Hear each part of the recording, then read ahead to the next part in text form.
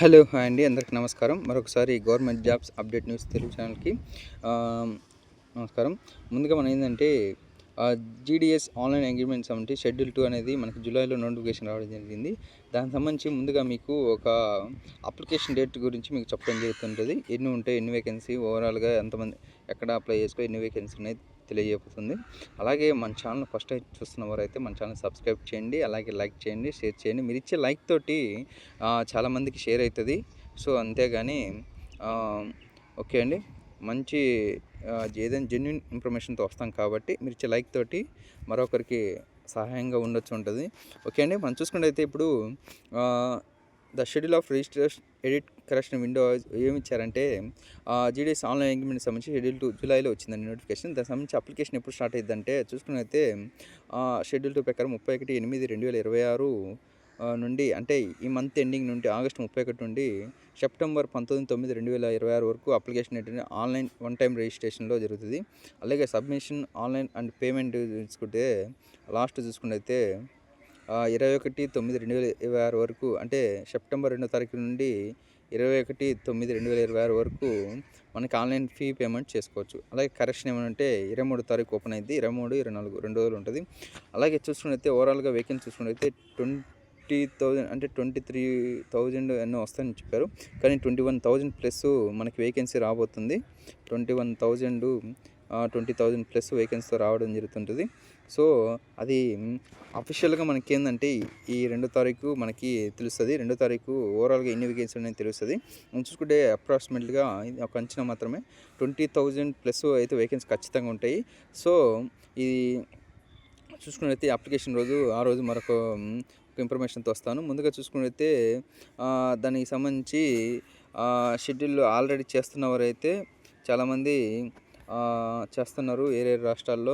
ఇక్కడ కాకుండా ఏరే రాష్ట్రంలో పెట్టుకోవచ్చు. సపోజ్ మధ్యప్రదేశ్, ఢిల్లీ, ఉత్తరప్రదేశ్ అట్లా మన తెలుగు వాళ్ళు పెట్టుకోవచ్చు. మన ఓవరాల్గా నెక్స్ట్ 2వ తారీఖు ఏంటంటే అన్ని ఏ స్టేట్లో ఎన్ని వేకెన్సీ ఉన్నాయో మొత్తం పూర్తిగా మనకి ఇన్ఫర్మేషన్ వస్తుంది.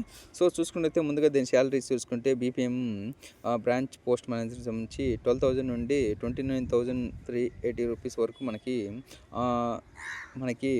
శాలరీ ఉండొచ్చు. అలాగే అసిస్టెంట్ బ్యాంక్ పోస్ట్ మ్యాన్ సంబంధించి అప్ టు 24,470 వరకు ఉండొచ్చు.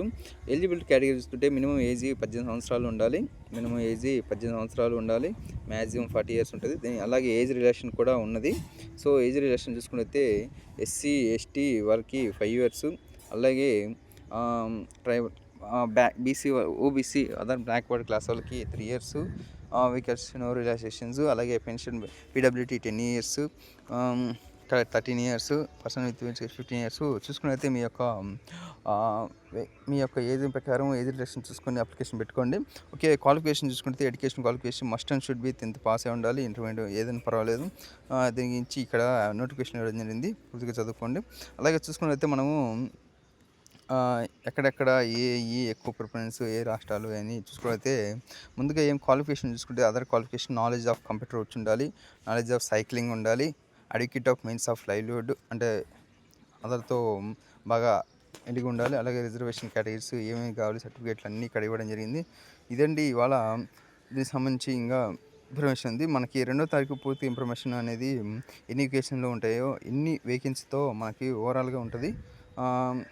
తెలంగాణ, ఆంధ్రప్రదేశ్ అలాగే అదర్ స్టేట్ వాళ్ళకి ఎక్కడెక్కడ వేకెన్సీ ఉన్నాయో మనం పూర్తిగా చెప్పడం జరుగుతుంది. ఇవాళ మీ ముందుకు అందరికన్నా ముందుగానే మీకు ఇన్ఫర్మేషన్ గ్యాదర్ చేసి మీకు ఇవ్వడం జరుగుతుంది. సెలక్షన్ క్రైటీరియా ఎలా ఉంటుందంటే బేస్డ్ ఆన్ మెరిట్ అండి. The application will be shortlisted by the engagement of the basis of the system generated merit list ద్వారా అండి. మెరిట్ లిస్ట్ ద్వారా చేస్తారు. అలాగే merit list prepared basic of marks obtain convention. ఇది చూసుకోండి. ఇక్కడ school 10th class వచ్చిన maths ద్వారా మనకి మెరిట్ ద్వారా తీస్తారని ఇక్కడ మెన్షన్ చేయడం జరిగింది. అలాగే చూసుకుంటే ఎలా క్యాలిక్యులేట్ చేయాలంటే మార్క్స్ ఇప్పుడు వచ్చినది A1 గ్రేడ్ 1 చూసుకుంటే ఇంటూ 10, అంటే మీకు 10 పాయింట్ వస్తే ఇంటూ మల్టిప్లికేషన్ ఫ్యాక్టర్ చేయాలండి. A1 ఇక్కడ మీ గ్రేడ్ పాయింట్ అని వచ్చి దాంట్లో ఇంటూ 9.5తో చేస్తే మీకు ఓవరాల్గా ఎన్ని మార్క్స్ వచ్చినాయి అక్కడ ఎంటర్ చేయాలి. అలాగే దీనికి అప్లికేషన్ చేసేటప్పుడు ముందుగా వన్ టైం రిజిస్ట్రేషన్ చేసుకున్నాక అక్కడే మీకు మీరు 10th క్లాస్ మార్క్స్ లిస్టు ఏమేమి కావాలంటే అక్కడ మీ marks list, identity proof, Aadhaar card ఏదైనా, అలాగే caste certificate, caste certificate, PW certificate PW, అలాగే ట్రాన్స్జెండర్ ఐడి సర్టిఫికేట్ ఏదైతే అది డేట్ ఆఫ్ బర్త్ ప్రూఫ్ ఖచ్చితంగా ఉండాలి. అక్కడ ఒక్కటి మిస్టేక్ అయినా మళ్ళీ చెల్లుబాటు కాదు. ఓకే అండి. అలాగే చూసుకున్నైతే మనకి దానికి ఫోటో సిగ్నేచరు ఫోటో కావాలి. రీసెంట్ ఫోటోలు అలాగే పెట్టుకోవాలి. ఇంపార్టెంట్ ఫోటో సిగ్నేచరు అలాగే రీసెంట్ ఫోటోవు మొత్తం అనేది రెడీ చేసి పెట్టుకోండి. మినిమం 30K 50K ఉండాలి. ఇక్కడ మెన్షన్ చేసింది ఇక్కడ అన్నీ మీరు ఒకసారి చదవండి. ఎందుకంటే నేను చదవట్లేదు, ఎందుకంటే ఇది వీడియో చాలా లాంగ్ అవుతుంది. సో అందుకని మీకు చెప్తున్నాను, ఏమనుకోకండి. అలాగే చూసుకున్నైతే మనకి ఏమన్నా మిస్టేక్లు ఏమంటే చూసుకోండి. మనకి ఇంకా రావడానికి ఇంకొక మనకి 5 రోజులు 6 రోజులు టైం ఉంది కాబట్టి ఈలోపు ఈ వీడియో వచ్చి మీరు చూసేలోపు ఆ నోటిఫికేషన్ వచ్చేలోపు మీరు అన్నీ రెడీ చేసి పెట్టుకుంటే మనం త్వరగా అప్లికేషన్ ప్రాసెస్ త్వరగా అయిపోద్ది. సో అది చూసుకుంటే one time registration filling of online application తర్వాత మీరు సైట్లోకి వెళ్ళి అఫీషియల్ ఇండియన్ పోస్టల్ జీడీఎస్లోకి వెళ్తే మనకి అప్లికేషన్ ఓపెన్ సంబంధించి మీ మొబైల్ నెంబర్ ఉండాలి, email ID must and should B ఉండాలి. వారికి వెరిఫై చేసుకోవాలండి. చేసుకున్నాక valid mobile number, email details, personal details, password ఇలా క్రియేట్ చేసుకోవాలి. అయిపోయినాక మనం పెట్టుకోవచ్చండి. ఖచ్చితంగా కోవిడ్ టైంలో పాస్ అయిన వాళ్ళకి చాలా మంచి అవకాశం అండి. వారికి 10/10 వచ్చినాయి కాబట్టి వాళ్ళు పెట్టుకోవడానికి అవకాశం ఉంటే, మీకు తెలియని వాళ్ళకి మీ ఫ్రెండ్స్కి కూడా చేస్తుండండి. మీ ఫ్రెండ్స్కి వాళ్ళకి కూడా పెట్టుకుంటే. అలాగే మన ఫీ పేమెంట్ చూసుకున్నైతే ఎస్సీ ఎస్టీ లేడీస్కి అయితే మహిళలకి అయితే వాళ్ళకి ఫ్రీ అండి. ఇక్కడ చూసుకుంటే ఫీ యాజ్ ₹100 100 ఓన్లీ అండి. ఎంత అంటే ఫీజు అనేది ₹100 అండి. చూడండి ఇక్కడ పేమెంట్ ఫీ అనేది ₹100 ఉంది ఇక్కడ.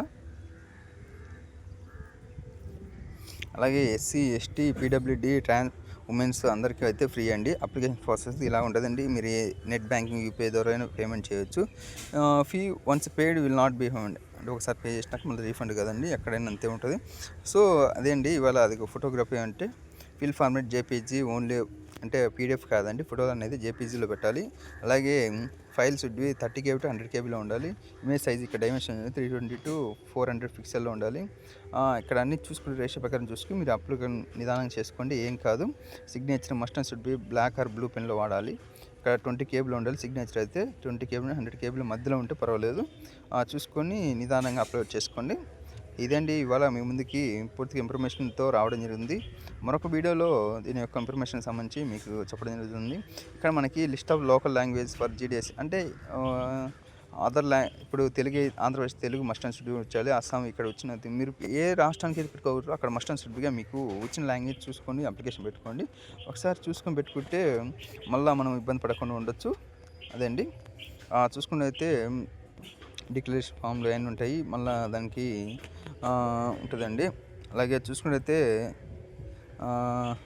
ఇదండి పూర్తిగా ఇవాళ జీడీఎస్ ఆన్లైన్ ఎంగేజ్మెంట్ షెడ్యూల్ సంబంధించి నోటిఫికేషన్ జూలైలో వస్తుందని ఆల్రెడీ చెప్పడం జరిగింది.